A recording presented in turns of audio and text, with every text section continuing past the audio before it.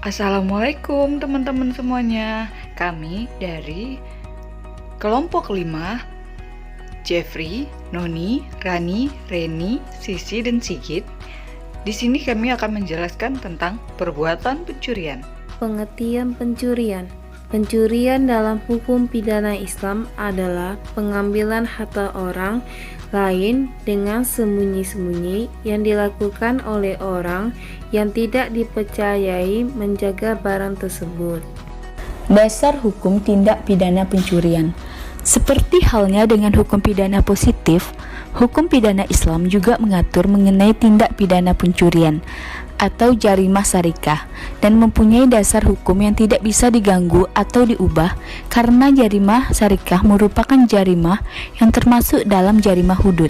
Adapun dasar hukum dari jarimah syarikah yaitu Surat Al-Maidah ayat 38 yang artinya laki-laki yang mencuri dan perempuan yang mencuri, potonglah tangan keduanya sebagai pembalasan bagi apa yang mereka kerjakan dan sebagai siksaan dari Allah. Dan Allah Maha Perkasa lagi Maha Bijaksana. Surat Al-Maidah ayat 38. Dan sesuai dengan hadis Rasulullah SAW yaitu diriwayatkan dari Abi Hurairah bahwa Rasulullah SAW bersabda, Allah melaknat pencuri yang mencuri sebutir telur, maka hukumannya dipotong tangan, dan yang mencuri tali, maka hukumannya dipotong tangannya. Hadis riwayat Bukhari.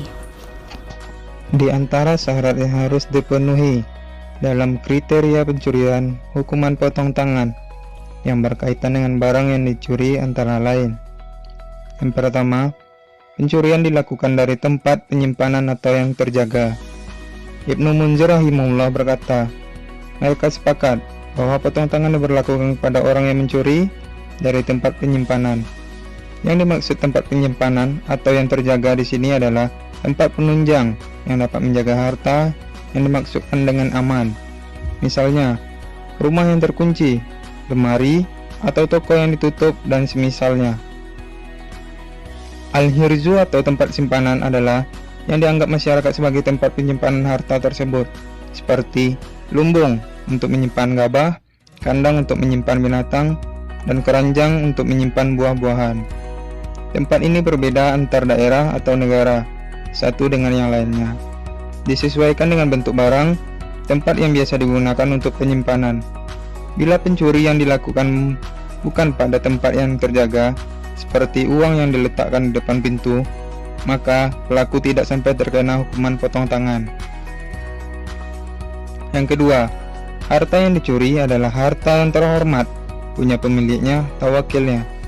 Yang ketiga, barang yang dicuri mencapai nisabnya ketika diambil dari tempatnya. Yang dimaksud dengan nisab di sini adalah nisab atau batasan minimal dalam masalah pencurian, yaitu 3 dirham atau 1/4 dinar, atau yang senilai dengan salah satu dari keduanya. Sebagaimana yang telah disebutkan dalam hadis, Nabi Shallallahu Alaihi Wasallam bersabda, tidak dipotong tangan pencuri terkecuali pada 1/4 dinar atau lebih, dan Rasulullah Shallallahu Alaihi Wasallam telah menghukum potong tangan terhadap pencurian. Itu berupa perisai yang senilai dengan 3 dirham. Bila dinilai dengan uang rupiah, maka bisa dilihat dengan harga emas yang berlaku sekarang. Yang keempat, terbuktinya pencurian oleh si pelaku, baik dengan cara bukti 2 orang saksi yang menyatakan bahwa pelaku yang mengambil atau dengan cara pengakuan dari si pelaku. Dalam masalah saksi tidak diperbolehkan adanya saksi wanita, walaupun bersaksi terhadap 2 orang wanita atau lebih dengan seorang laki-laki, karena dalam masalah hukum hudud, saksi wanita tidak digunakan.